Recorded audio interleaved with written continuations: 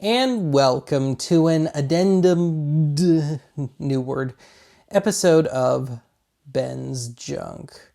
Because yes, you can always add on to Ben's Junk.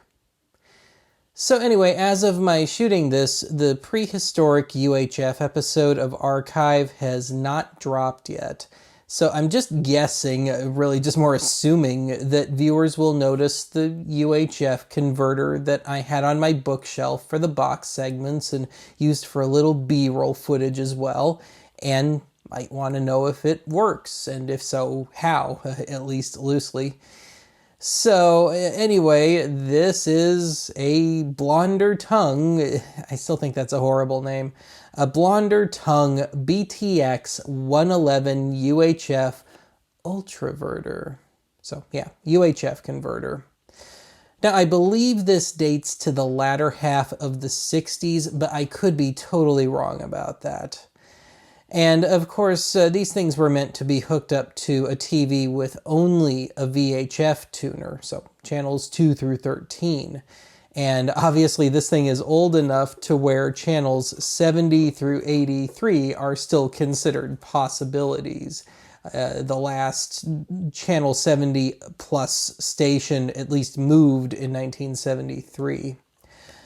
So anyway, this thing is as basic as one would expect. We got a power switch slider thing, so off, on, and that's about it. And then we got two dials here. So we got the main one for quicker tuning, and then the smaller fine-tune one, but you can also use it in lieu of the main one. So if I start cranking it, you can see the main dial going around there. So anyway, if the cables will allow, let's jump to the back here. So once again, truly basic stuff. So in this case, well, we've got a pre-wired thing to go to the TV. And yeah, it's all screw terminals, so no standard coax cable as we know it quite yet. And actually, I should note here, since we have to deal with that, we truly get to go old school today.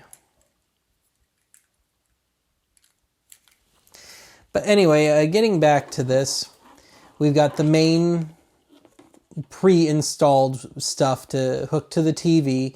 You do have a spot for a VHF antenna or just UHF. And I do have one that I could steal from another set of rabbit ears that fits this, but it's just not practical. It doesn't like to hold, and I'm just not going to do that, so I'll do the adapter thing. But anyway, I don't have the original antenna that came with this, but if my own one is anything to go by, it does obscure the extra outlet. But yeah, I could be totally wrong about that.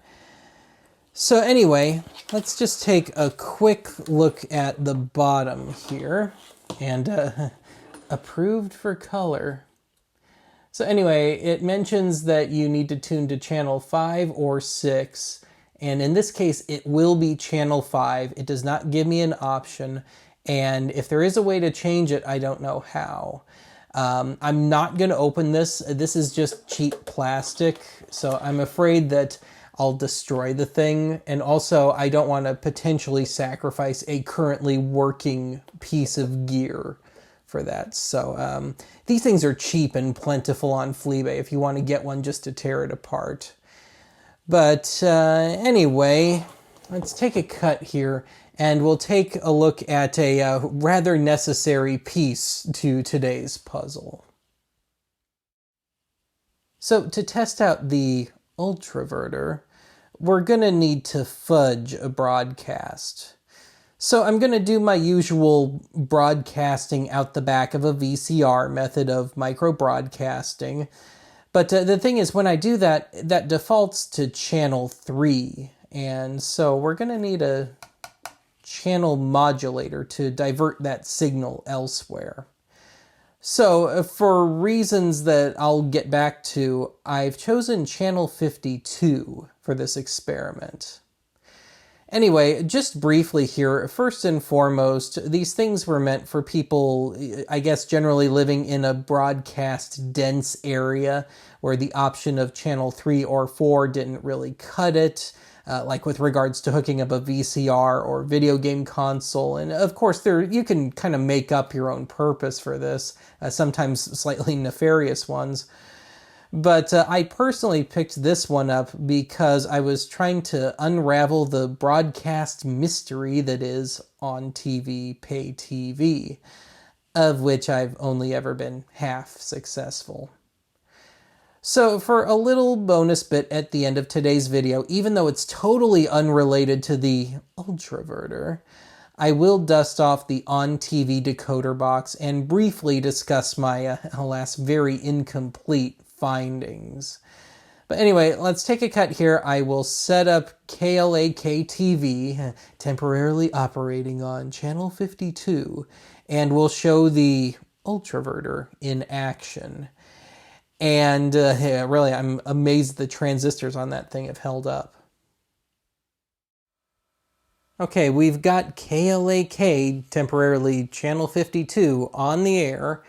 And we're doing a special edition of the Archive Late Night Public Domain Theater at the moment. So I'm going to have to manhandle the tripod for this, but let's take a look at the signal flow. So because we're such a classy outfit, our movie is sourced from VHS. So we're going from VHS to the channel modulator, down to the antenna booster,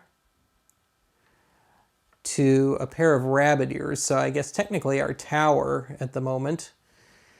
So on the receiving end of things, we got my little 13-inch CRT with the blonder tongue hooked up, and instead of the separate UHF antenna, I just put another normal rabbit ears, again coming from the blonder tongue, so we're not bypassing anything. And before we begin, I should show this, just in case anybody thinks I'm yanking your chain here. So I grabbed my little handheld TV, as I almost always do for this micro broadcasting stuff, just to make sure something works, something quick and handy. So we'll put it into UHF mode, and it should land at channel 52. And see if you recognize the movie, a true classic.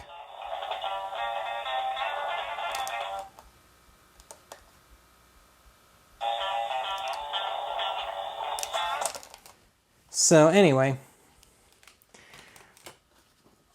let's make the old blonder tongue come back to life here. So the TV should already be on channel 5. And I'm going to have to take off my lavalier so I can walk in front of the mic and do all this. But yeah, it looks like we're ready to roll here. So just give me a moment. And I should note that it does take a little while to dial in programming, so I may have to cut a little, hopefully not, but we'll just see what happens.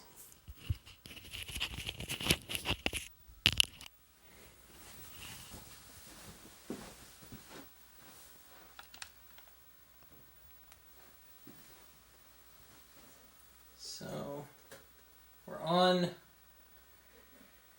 And we're gonna start working our way up.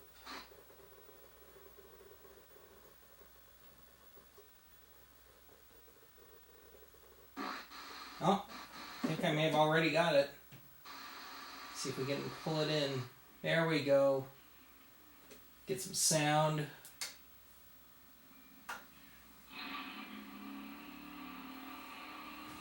She lives.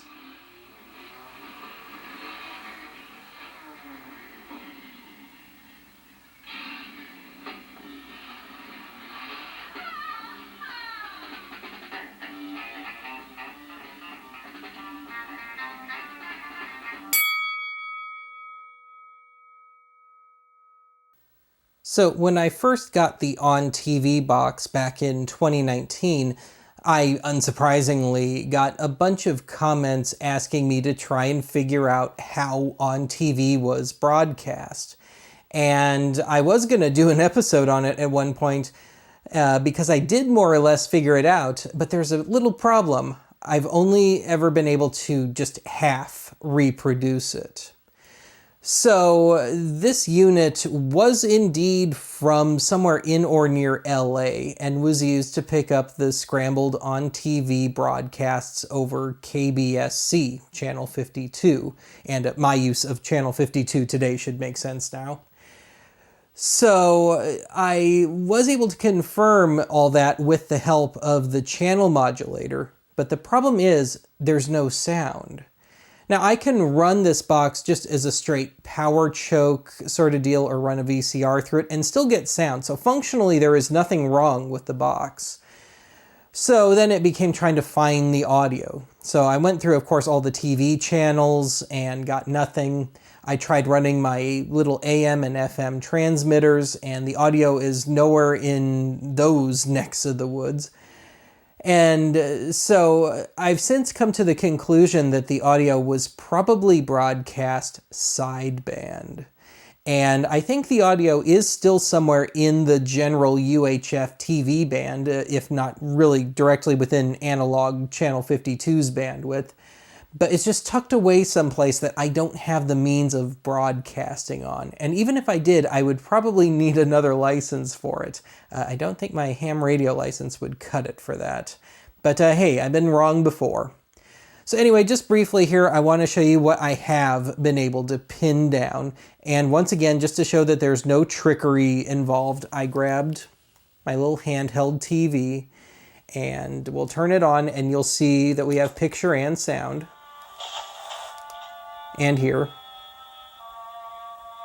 little music, yeah.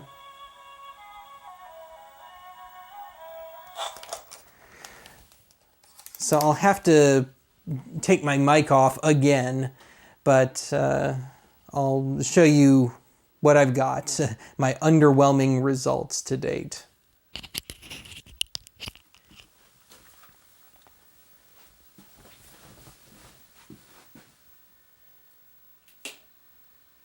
So, picture, but just static for sound.